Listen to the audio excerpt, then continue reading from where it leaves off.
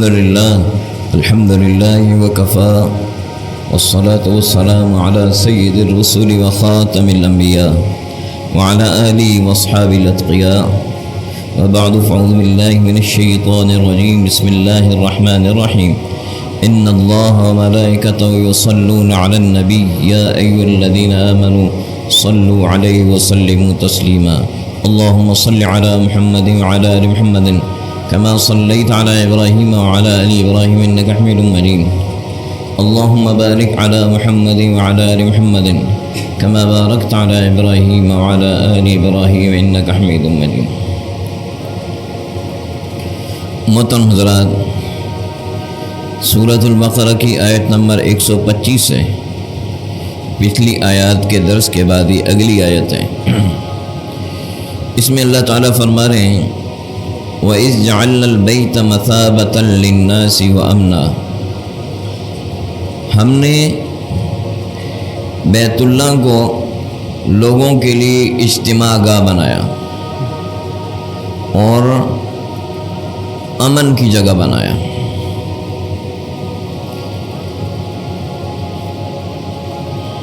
بیت اللہ اللہ کا گھر ہے،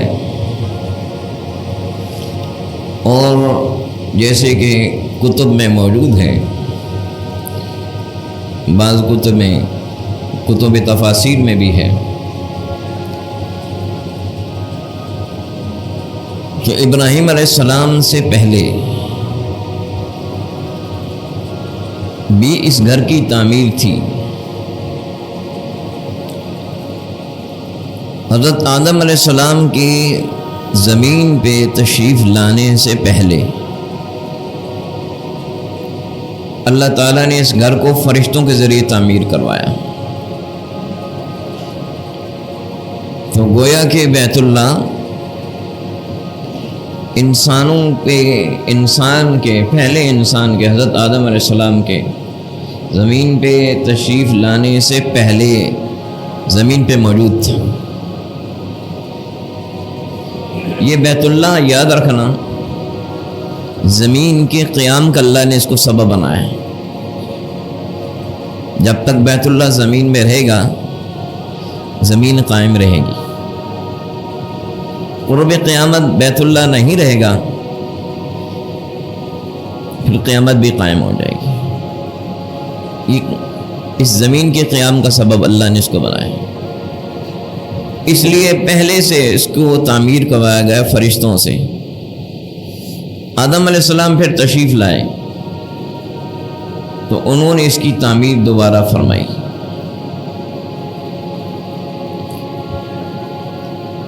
پھر حضرت نوح علیہ السلام کے زمانے میں طوفان آیا، اور طوفان بڑا عمومی تھا، سیلاب تھا بہت بڑا. پھر اس طوفان میں اس کی یہ تعمیر باقی، وہ تعمیر آدم علیہ السلام والی باقی نہیں رہی.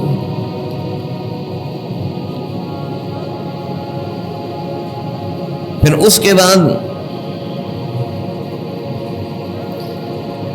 اللہ تعالیٰ نے حضرت ابراہیم علیہ السلام کو حکم دیا، اور ابراہیم علیہ السلام نے جب اس کی تعمیر فرمائی تو اس سے پہلے اس کی اللہ تعالیٰ نے ابراہیم علیہ السلام کو اس کی حدود بتا دیں کہ بیت اللہ کی حدود ہیں، یہاں سے آپ نے تعمیر کرنا ہے. اللہ کی بتائی ہوئی حدود کے مطابق انہوں نے اس کی تعمیر فرمائی. تو ابراہیم علیہ السلام کی تعمیر سے پہلے بیت اللہ ایک ٹیلے کی شکل تھا. تو بیت اللہ کی تعمیر تو پہلے سے ہے. تو ابراہیم علیہ السلام بیت اللہ کی بانی نہیں ہے بلکہ معمار ہیں، تعمیر کرنے والے. بنیاد اس کی پہلے سے، دوبارہ اس کو نئے سرے سے انہوں نے کھڑا کیا اور تعمیر کی. وہ معمار ہیں، اور ایسے معمار ہیں کہ اس کے بعد پھر اللہ نے اس گھر کو وہ آبادی دی جو قیامت تک رہے گی. تو فرمایا وَإِذْ جَعَلْنَا الْبَيْتَ مَثَابَةً لِلنَّاسِ وَأَمْنًا، ہم نے بیت اللہ کو لوگوں کی اجتماع گاہ بنایا. لوگ آتے ہیں اور زیادہ آتے ہیں. یہ بیت اللہ کی اپنی شان ہے جو دنیا میں کسی جگہ اور کسی گھر کی نہیں ہے.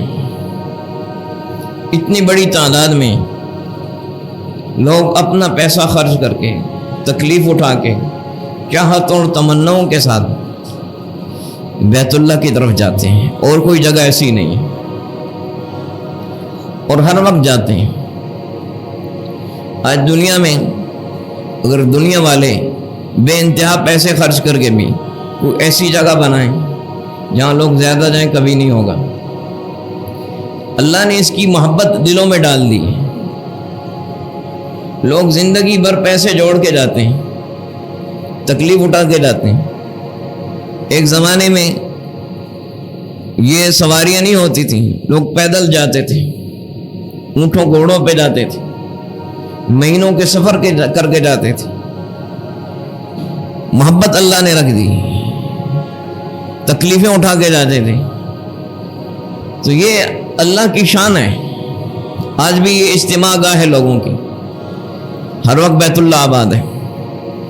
آپ رات کو 2 بجے جائیں کہ شاید یہاں پہ لوگ کم ہوں گے، 2 بجے بھی بھرے ہوں گے. 1 بجے جائیں شاید لوگ سو رہے ہوں، 1 بجے بھی آباد ہے. ہر جگہ لوگ سو رہے ہیں، بیت اللہ آبادی چل رہی ہے، کھچا کھچ بھرا ہے لوگوں سے.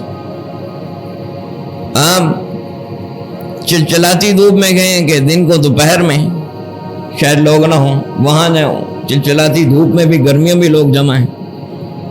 اس گھر کی شان ہے، یہ اللہ نے اس گھر کی شان رکھی. اللہ نے اس کو اجتماع گاہ بنایا. لوگ آتے ہیں، صبح آ رہے ہیں، شام آ رہے ہیں، دوپہر آ رہے ہیں، ایک قافلہ آ رہا ہے، دوسرا جا رہا ہے. ابھی دوسرا جاتا نہیں، پہلے سے اور لوگ کھڑے ہوتے ہیں. ابھی ہوٹل خالی نہیں ہوتا، باہر لوگ کھڑے ہوتے ہیں کہ بھائی خالی کرو، ہمیں جگہ نہیں مل رہی. یہ شان ہے اس گھر کی. مثابۃ للناس، لوگوں کو اجتماع گاہ بنائی. وامنا، اور اسی لیے یہ بیت اللہ ہے تو مساجد کی بھی شان یہی ہونی چاہیے. بیت اللہ کی تابع ہیں جتنی مساجد ہیں دنیا میں اسی وقت ترقی اور کامیابی رہے گی جب تک مساجد اجتماع گاہ ہوں، لوگ زیادہ سے زیادہ رجوع ہو، اللہ کی طرف رجوع ہو.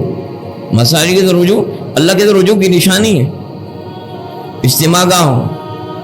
اس لیے مساجد میں ہر طرح کی آسانی اور ہر طرح کی سہولت میسر کرنی چاہیے تاکہ لوگ زیادہ سے زیادہ خوشی سے آئیں، آسانی پیدا کی جائے. مثابۃ للناس، لوگوں کی اجتماع گاہ ہیں. مسجدیں بھی صحابہ کرام کے دور میں جب نئے شہر آباد ہوتے تھے، جو شہر صحابہ نے آباد کیے ہیں رضوان اللہ علیہم اجمعین نے، تو صحابہ کرام نے ایسے کیا کہ جس زمین میں شہر آباد کرنا تھا اس کے جو سب سے مرکزی جگہ، سب سے جو سنٹرل ایریا تھا، اس میں مسجد بنائی. ہر طرف سے راستہ مسجد کی طرف جاتا ہے. اور بڑی سی بڑی، اتنی بڑی، ایک صحابی تیر لے کے سب سے بڑے تیر انداز کو بلایا. اس نے تیر پھینکا دائیں طرف، پھر بائیں طرف، آگے دائیں، ہر طرف، چاروں طرف اس نے تیر پھینکا. ایک بڑے تیر انداز نے، وہ دور تک تیر جاتا ہے. جہاں تک تیر گیا اس طرف مسجد کے چاروں کونے رکھی. مسجد کو لوگ بڑا سے بڑا مرکزی جگہ، اجتماع گاہ. یہ بیت اللہ کی ذیل میں ساری مسجدیں. بیت اللہ کو اللہ نے اجتماع گاہ بنایا، اور اسی لیے مسجدوں کی طرف بار بار جانا اللہ کو بڑا پسند ہے. اگلی بات، وَأَمْنَا، بیت اللہ کو امن کی جگہ بنایا. حرم کو اللہ نے امن والا بنایا. چنانچہ حرم میں آج بھی آپ شکار نہیں کر سکتے، حرم کی حدود میں منع شکار کرنا. جو مکہ کے مشرک تھے جاہلیت کے دور کے، جن کو کہا جاتا ہے مشرک، جو شرک اور بت پرستی میں مبتلا تھے، وہ بھی بیت اللہ کا اتنا احترام کرتے تھے، حرم کا، جو بیت اللہ کی حدود ہے حرم، اس کا احترام کرتے تھے کہ اگر کوئی ان کا جانی دشمن جس کو مارنے کی لیے تلاش میں ہوتے تھے، وہ بھی ان کو حرم میں مل جاتا تھا، اس کو کچھ نہیں کہتے تھے، وہ کافر مشرک بھی اس کو کچھ نہیں کہتے تھے کہ اب یہ اللہ کے حرم میں داخل ہو گیا، اس کو امن ہے، تو اللہ نے اس کو امن والا بنایا۔ اور اگلی بات بھی سمجھنی ہے، جو امن ہے دنیا میں پھیلا ہے ادھر ہی سے پھیلا ہے، دنیا میں امن پھیلا ہے ادھر سے پھیلا ہے۔ بیت اللہ کی جو شان دنیا کے سامنے ظاہر ہوئی وہ رسول کریم صلی اللہ علیہ وسلم کی مبعوث ہونے کے بعد ہے۔ اب وہ جو امن ہے بیت اللہ کا امن ہے، بیت اللہ امن کی جگہ ہے، وہاں سے امن آپ نے پوری دنیا میں پھیلایا۔ امن سمجھنا، امن کیا ہے؟ آج کا لفظ ایک بولا جاتا ہے امن کا پیغام، ہم امن کا پیغام دیتے ہیں، امن کا پیغام دینے سے کچھ نہیں ہوتا۔ جو دنیا میں کہتے ہیں ہم امن کا پیغام دے رہے ہیں وہی فساد مچاتے ہیں، یہ لفظ ہیں۔ امن کا تعلق یاد رکھنا، اچھی طرح سمجھنا، امن کا تعلق ایمان سے ہے، امن کا تعلق ایمان سے، ایمان ہوگا تو امن ہوگا۔ ایمان اور امن ایک ہی مادہ ہے، ایمان اور امن ایک ہی مادہ ہے لفظی لحاظ سے بھی، اور امن کا تعلق ایمان سے ہے۔ جیسا ایمان کامل ہوگا امن بھی کامل ہو جائے گا۔ ایمان والے کو لیے امن ہے۔ اللہ تعالیٰ فرما رہے ہیں الذین آمنوا ولم یلبسوا ایمانہم بظلم، جو ایمان لائے اور اپنے ایمان میں کسی قسم کے شرک کی ملاوٹ نہیں کی، سچا اور پکا ایمان ہے، اولئک لہم الامن، امن انہی کے لیے ہے۔ اللہ نے اعلان فرما دیا۔ تھوڑا سا سمجھنا ہے، ایک بڑی مثال سے سمجھ لیں، تفصیلی مثالیں تو ابھی وقت نہیں ہے، بڑی مثال سے اس بات کو سمجھ لیں۔ سب سے بڑا جو خوف ہوگا، سب سے بڑا خوف انسانوں کو، وہ اس وقت ہوگا جب قیامت کا دن قائم ہوگا۔ فزع الاکبر، اللہ تعالیٰ فرمایا فزع الاکبر، سب سے بڑی گھبراہٹ ہوگی دنیا میں، ایسی کبھی گھبراہٹ انسانوں نے دیکھی نہیں ہوگی۔ اللہ اکبر، قرآن نے بتایا اذ القلوب لدى الحناجر کاظمین، لوگ اتنے خوف زدہ ہوں گے جب قیامت قائم ہوگی، خوف کی وجہ سے ان کی کلیجے منہ کی طرف آ رہے ہوں گے۔ دنیا میں کبھی ایسی خوف کی کیفیت کسی نے دیکھی نہیں ہوگی۔ اگر ایسی کیفیت ہو تو انسان مر جاتا ہے، لیکن وہاں موت نہیں ہے، موت نہیں ہے، موت ایک ہی لفظ ہے، پھر موت نہیں ہے، اس لیے یہ کیفیت ہوگی وہاں۔ اتنا بڑا خوف کبھی دنیا نے کسی نے نہیں دیکھا جو قیامت کا دن ہوگا، یاد رکھنا ہے سب سے بڑا خوف۔ ایک بڑی مثال دیتا ہوں، چھوٹی چیزیں ایمان والے خود سمجھ جائیں گے۔ اللہ تعالیٰ فرما رہے ہیں من جاء بالحسنة فله خير منها وهم من فزع يومئذ آمنون، جو ایمان والا ہے، توحید والا ہے، فرمایا وہ لوگ بھلائی والے ہیں اور ان کو اس دن کی گھبراہٹ سے وهم من فزع يومئذ آمنون، ان کو امن دیا جائے گا، ان کو اس دن گھبراہٹ نہیں ہوگی۔ بات سمجھ میں آ گئی؟ جو سب سے بڑی گھبراہٹ ہے اس سے امن کس سے ملے گا؟ ایمان سے۔ اللہ بتا رہے ہیں بس ایمان والے ایمان کے نور کی روشنی میں باقی چیزیں سمجھ جائیں گے، نہیں سمجھ میں تو سمجھا دوں گا انشاءاللہ۔ ایمان کا تعلق امن سے، امن سے، تو امن ایمان سے قائم ہوتا ہے، اور رسول کریم صلی اللہ علیہ وسلم جو دین لائے اسی سے امن ہے، اس کے بغیر امن نہیں۔ دنیا میں آپ قانون کے شکنجے کتنے سخت کر دیں، کتنے کیمرے لگا دیں، کتنی ہتھ کڑیاں لگائیں، کتنے جیل بھریں، امن نہیں قائم ہوتا۔ سینکڑوں راستے ہیں قانون سے بچنے کے، کیمروں سے بچنے کے، ہر جگہ نہیں قانون چلتا۔ امن صرف قائم ہوتا ہے ایمان سے، کہ جب ایمان والا ہو تو ہر بندہ دوسرے کو امن دینے کے لیے تیار ہے۔ من امین والمؤمن من امینہ الناس، مومن وہ ہے جس سے سارے لوگ امن میں ہیں، مومن وہ ہے جس سے سارے لوگ امن میں ہیں، اور جب ایمان دنیا میں ہو جائے تو اللہ امن ویسے ہی قائم کر دیتے ہیں اس ایمان کی برکت سے. اوپر سے بھی امن کے فیصلے آتے ہیں.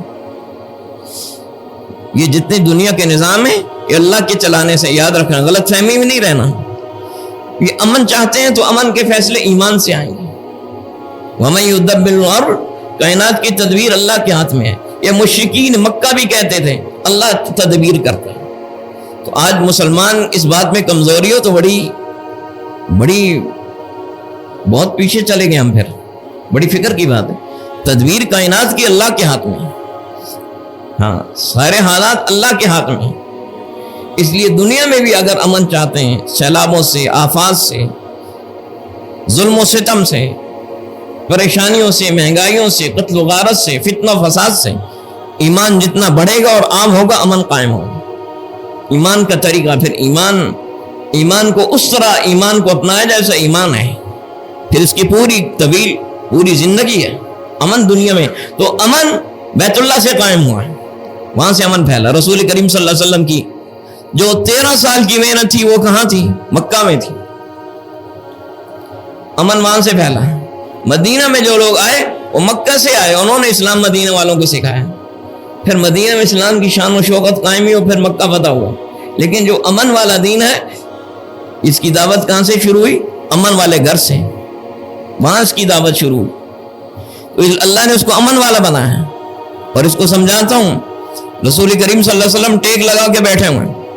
صحابہ کو بڑی تکلیف دی جا رہی ہے مکہ میں, بے پناہ تکلیف, ذہنی جسمانی, کفار دینے. تو آپ کے سامنے آ کے شکایت کی, اپنی پریشانی تکلیف ظاہر کی. آپ نے فرمایا, آپ ٹیک چھوڑ کے آگے بیٹھ گئے, فرمایا وَاللَّهِ لَيُتِمَّنَّ اللَّهُ هَذَا الْأَمْرَ, اللہ کی قسم اللہ اس امن کے دین کو قائم کر کے رہے گا, مکمل ہوگا. اے صحابہ, ابھی تمہیں اپنی جان میں پریشانی ہو رہی ہے, تھوڑا صبر کر لو, اللہ پوری دنیا میں امن قائم کر دے گا. یہ دین جہاں تک جائے گا امن ہی امن ہوگا, اور امن کا راستہ دنیا کے سامنے ظاہر ہو جائے گا. اگر جو اس دین کو اپنائیں گے بھی نہیں, ان کو پتہ چل جائے گا کہ امن اگر چاہتے ہو تو یہی راستہ ہے. فرمایا اتنا امن ہوگا, اللہ اس دین کو اتنا مکمل کرے گا, اتنا قائم گا, حتی یسیر الراکب بالصنع الی خبر موت لا یخاف الا اللہ, یہاں تک کہ ایک سوار صنعاء سے خضر موت تک سفر کرے گا. یہ دونوں یمن کے شہر ہیں, ملک کے یمن کے, اور دونوں فاصلے پہ ہیں. آج کل تقریباً 450 کلومیٹر فاصلہ ان دو شہروں میں, لیکن پہلے زمانوں میں شہر چھوٹے تھے, اور رسول کریم صلی اللہ علیہ وسلم کا زمانہ تو پہلے کا ہے شہر. تو یہ 400 کلومیٹر سے کچھ کم کا فاصلہ تھا اس وقت. اتنا بڑا فاصلہ ہے, بہت بڑا فاصلہ ہے. اور اس کو طے کیا جاتا تھا اس زمانے میں گھوڑے پہ, اونٹ پہ, گدھے پہ, یا پیدل. اس میں کتنے دن اور رات لگتے ہیں. بیچ میں صحرا ہے, پانی نہیں ہے, پریشانیاں ہیں, تنہائی ہے, سڑکیں وڑکیں تو نہیں تھی, کچھ بھی نہیں تھا, جنگلوں سے گزرنا پڑا. فرمایا ایسا اللہ امن قائم کرے گا کہ ایک آدمی صنعاء سے یمن تک 400 کلومیٹر کا تقریباً فاصلہ ہے, یہ طے کرے گا, اکیلا آدمی ہوگا, مرد ہو یا عورت ہو, کوئی تخصیص نہیں. اور پورے راستے میں دن بھی رات بھی, جنگل بھی, صحرا بھی, وہ اکیلا جائے گا, اس کو اللہ کے سوا کسی چیز کا ڈر نہیں ہوگا. اور چنانچہ دیکھا گیا, پھر امن قائم ہوا. پھر دنیا میں دیکھا رسول کریم صلی اللہ علیہ وسلم کے بعد خلفائے راشدین کے زمانے میں, یہ دیکھا کوئی کسی کو پریشانی نہیں. جنگل میں اکیلی عورت بھی فاصلے کتنے طے کر جاتی, اس کو کوئی پریشانی نہیں ہوتی. پورے جنگل میں اکیلی عورت جاتی, سینکڑوں کلومیٹر طے کر جاتی, اس کو کوئی خوف نہیں ہوتا. یہ امن ہے کیونکہ دلوں میں ایمان آ گیا تھا, تو امن وہاں سے پھیلا ہے. فرمایا اللہ نے بیت اللہ کو لوگوں کو اجتماع گاہ پہ بنایا اور امن بھی کی جگہ بنایا, اور امن وہیں سے پھیلا ہے. وَاتَّخِذُوا مِن مَقَامِ إِبْرَاهِيمَ مُصَلًّى, جب انسان اس دین امن کو چھوڑتا ہے تو بد امنی آ جاتی. ہاں, اللہ نے امن قائم کیا خلافت راشدہ میں, وَلَيُبَدِّلَنَّهُم مِّن بَعْدِ خَوْفِهِمْ أَمْنًا, امن قائم ہو گیا. لیکن پھر جب اس دین امن کے دین کو لوگ چھوڑتے ہیں, ایمان کو چھوڑتے ہیں, تو اللہ تعالیٰ خود فرماتے ہیں فَأَذَاقَهَا اللَّهُ لِبَاسَ الْجُوعِ وَالْخَوْفِ، اللہ ان پہ بھوک بھی مسلط کر دیتا ہے، خوف بھی مسلط کر دیتا ہے۔ بھوک قحط ہے، کمی ہے، مہنگائی ہے، پریشانی ہے، خوف، فتنہ، فساد، خون ریزی، بد امنی، لڑائیاں، جھگڑے، حالات کا بگاڑ، اس لیے امن وہیں سے ہے۔ تو امن وہیں سے نکلا ہے، امن کا راستہ وہی ہے۔ فرمایا وَاتَّخِذُوا مِن مَقَامِ إِبْرَاهِيمَ مُصَلًّى، مقام ابراہیم کو نماز گاہ بناؤ۔ مقام ابراہیم وہ پتھر ہے جس پہ ابراہیم علیہ السلام نے کھڑے ہو کے بیت اللہ کی تعمیر کی، اللہ نے اپنی قدرت ظاہر کی اور ان کے پاؤں کے نشان اس پہ قائم کر دیے۔ یہ پاؤں کے نشان پہلے بہت زیادہ واضح تھے، اب بھی ہیں، اب تھوڑے مدم ہو گئے۔ پہلے اس طرح جالیاں نہیں لگی ہوئی تھیں، لوگ آتے تھے، ہاتھ لگاتے تھے، لوگوں کے چھونے سے پھر وہ نشان کم ہوتے گئے، اب تو جالیاں لگ گئیں۔ وہ اس پتھر پہ کھڑے ہو کے ابراہیم علیہ السلام نے بیت اللہ کی تعمیر کی، وہاں نشان ہے۔ فرمایا یہاں پہ نماز پڑھو۔ نماز کیوں پڑھوائی؟ نماز اس لیے پڑھوائی کہ ابراہیم علیہ السلام کی وہ پوری زندگی اللہ کے دین کی سربلندی کے لیے، اور پوری وہ زندگی جو پیچھے میں کچھ ذکر کر چکا ہوں، اللہ کے دین کے لیے ہر طرح کے اللہ کا ہونا اور دین کے لیے سب کچھ ہونا، اور اس کے سوا کسی کچھ بھی نہیں ہونا، صرف سب کچھ چل رہا ہے۔ یہ پوری زندگی جب وہ اس مقام پہ نماز پڑھے گا تو پوری زندگی اس کے اندر تازہ ہوگی اور اس کو اپنے لیے زندگی کا رہنما بنائے گا۔ وہاں مقصد نماز پڑھوانے کا ہی ہے۔ باقی اگر وہاں جگہ نہیں ملتی تو حرم میں کہیں اور بھی نفل پڑھ سکتے ہیں، وہ طواف کے نفل۔ رسول کریم صلی اللہ علیہ وسلم نے حرم کے مسجد الحرام کے دروازے میں بھی طواف کے نفل پڑھے، کہیں اور بھی پڑھ سکتے ہیں، تو ترجیح اس کو دی۔ رش کی صورت میں پیچھے بھی پڑھ سکتے ہیں تاکہ وہ چیز تازہ ہو جائے ذہنوں میں۔ دوسری چیز، یہ جو پتھر ہے پہلے بالکل بیت اللہ کے ساتھ جڑا ہوا تھا۔ حضرت عمر رضی اللہ عنہ کے زمانے میں سیلاب آیا، کیونکہ بیت اللہ نشیب میں اللہ کی قدرت ہے، وہ پانی بھر آیا، یہ پتھر وہاں سے اکھڑ گیا، سیلاب میں آگے چلا گیا۔ پھر حضرت عمر نے رضی اللہ عنہ نے اپنے خلافت کے دور میں اس کو تھوڑے فاصلے پہ وہاں پہ نصب کر دیا۔ یہاں ایک نقطہ سمجھنا ہے، رسول کریم صلی اللہ علیہ وسلم کے زمانے میں سمجھنا ہے ذرا غور سے، وہ مقام ابراہیم بیت اللہ کے ساتھ جڑا ہوا تھا، حضرت عمر نے اس کو فاصلے پہ نصب کیا، آج بھی فاصلے پر ہے نا، اس پہ کسی صحابی نے اعتراض نہیں کیا۔ پھر حضرت عثمان کے زمانے میں بھی اسی طرح رہا، حضرت علی المرتضیٰ کے زمانے میں بھی اسی طرح رہا۔ اس سے یہ بات معلوم ہوتی ہے کہ خلفائے راشدین نے جو قوانین اور احکامات نافذ کر دیے وہ دین کی عین منشا ہے، یہ بات سمجھنی۔ وہ رسول اللہ صلی اللہ علیہ وسلم کی منشا کو سمجھتے تھے کہ مقصود اس جگہ کو بیت اللہ کے ساتھ جوڑنا نہیں ہے، کہیں بھی اس جگہ پہ ہو نماز پڑھنی ہے، مقصود پورا ہو جائے گا۔ لیکن چونکہ انہوں نے یہ کام کیا اپنی خلافت میں اور سب صحابہ اس پہ راضی ہیں، کوئی کسی نے اعتراض نہیں کیا، کوئی ایک اعتراض بھی ثابت نہیں۔ حضرت عثمان کے زمانے میں وہ آج تک قائم ہے، سب صحابہ اس سے بات سمجھ میں آتی ہے خلفائے راشدین رسول کریم صلی اللہ علیہ وسلم کے منشا کے خلاف کوئی فیصلہ نہیں کر سکتے، یاد رکھنی۔ اس لیے آپ صلی اللہ علیہ وسلم فرمایا علیکم بسنتی و سنت الخلفاء الراشدین المہدیین۔ صحابہ نے یہ بات سمجھی ہوئی تھی، میری سنت بھی لازم پکڑنا ہے اور میرے خلفاء راشدین ابو بکر، عمر، عثمان، علی رضی اللہ عنہم یہ جو فیصلے نافذ کر دیں وہ دین ہے، اس کو بھی پکڑنا ہے، ان کے فیصلے میرے فیصلے کے خلاف نہیں ہے، اس کی تشریح ہے۔ یہ بس یہ نقطہ سمجھ میں آ گیا تو بہت ساری گمراہیاں دور ہو جائیں گی۔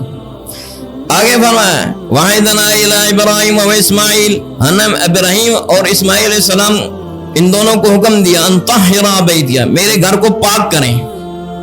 طہارت، صاف کرنے کا پاک کہا ہے۔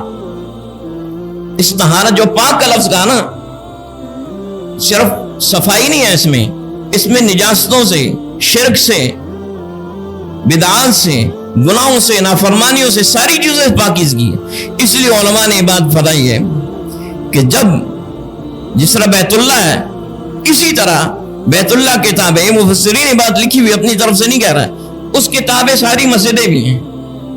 نمازیوں کو یہ حکم ہے، بڑا خاص نقطہ ہے، کہ جب اللہ کے گھروں میں جائیں جیسے اپنے کپڑوں کو نجاستوں سے پاک کرتے ہیں اور مسجد کو نجاستوں سے پاک کرتے ہیں، اپنے جسموں اور اپنے دلوں اور نگاہوں کو بھی، دماغوں کو بھی نجاستوں سے پاک کریں۔ اپنے اندر کبر، شرک، گناہ، نافرمانی، بخل، حسد، نفرت، ان عداوتیں، ان کو پاک کریں۔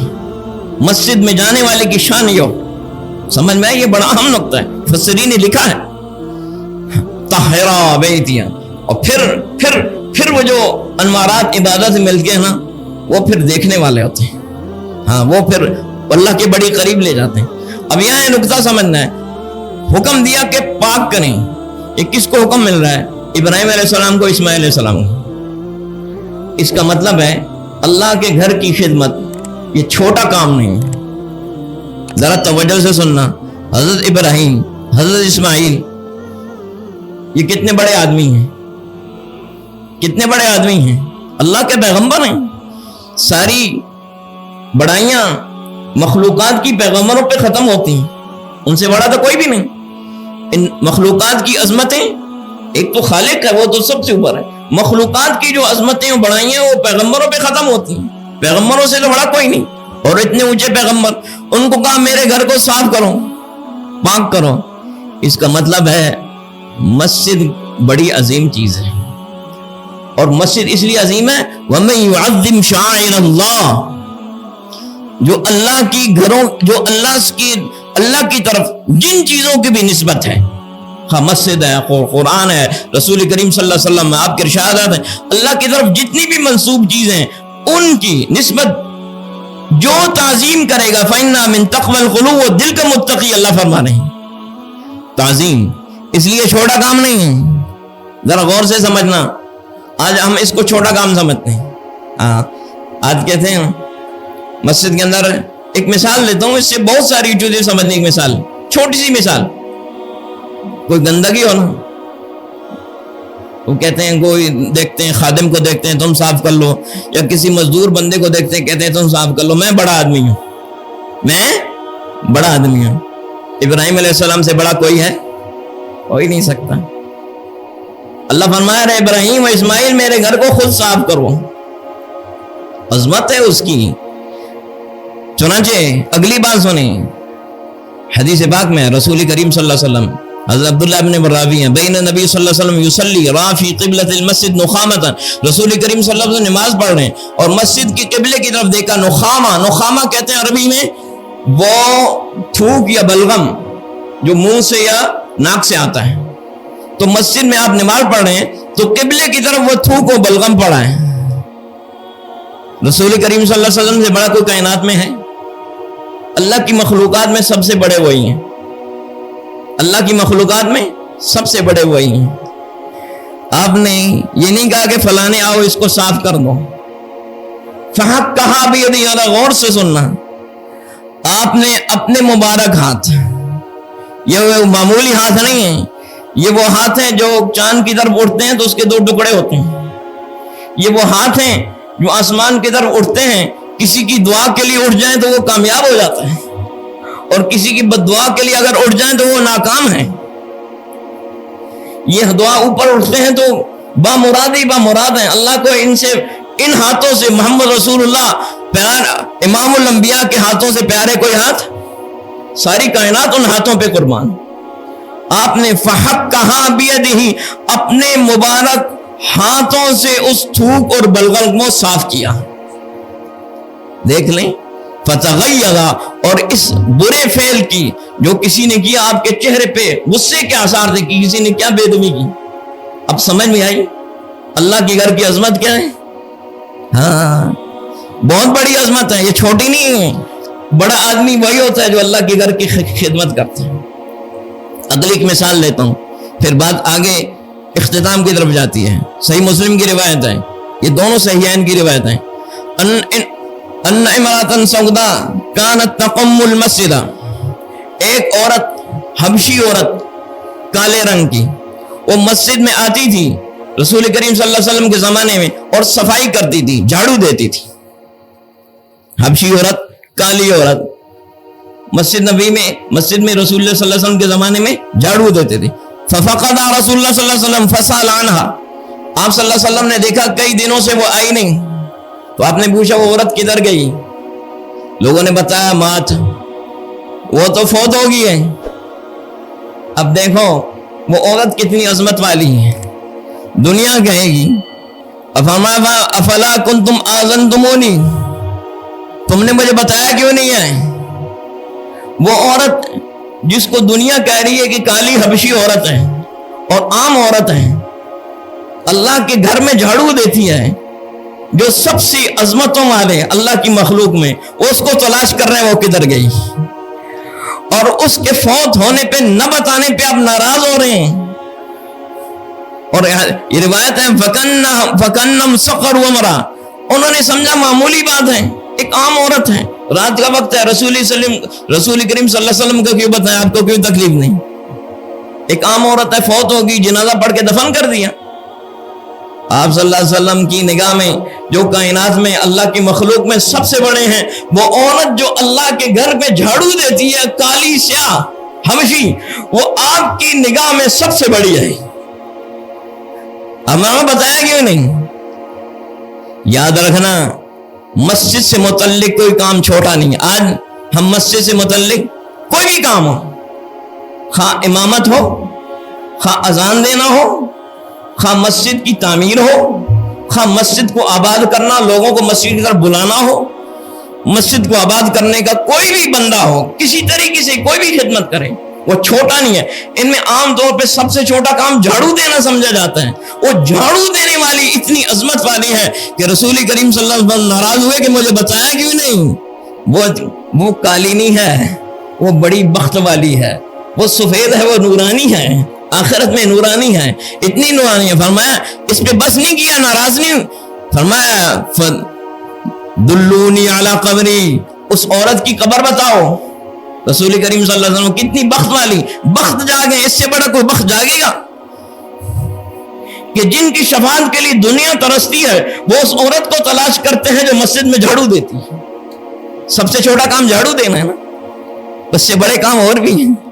آپ اس عورت کو فرمایا اس کی قبر بتاؤ، قبر، میں قبر پہ جاؤں گا. فصلی علیہ، یہ آپ کی خصوصیت تھی، آپ نے اس کی قبر پہ اس کا جنازہ پڑھا، نماز پڑھی، دعا فرمائی اس کے لیے. فما ان هذه القبور مملوءه ظلمة على اهلها وان الله ينورها لهم بصلاتي عليهم. یہ قبریں اندھیرے میں ہوتی ہیں، جب میں ان پہ نماز پڑھتا ہوں، دعا کرتا ہوں، اللہ ان کو منور کر دیتا ہے. بہت بڑا کام ہے، بہت عظیم کام ہے اللہ کے گھر کی.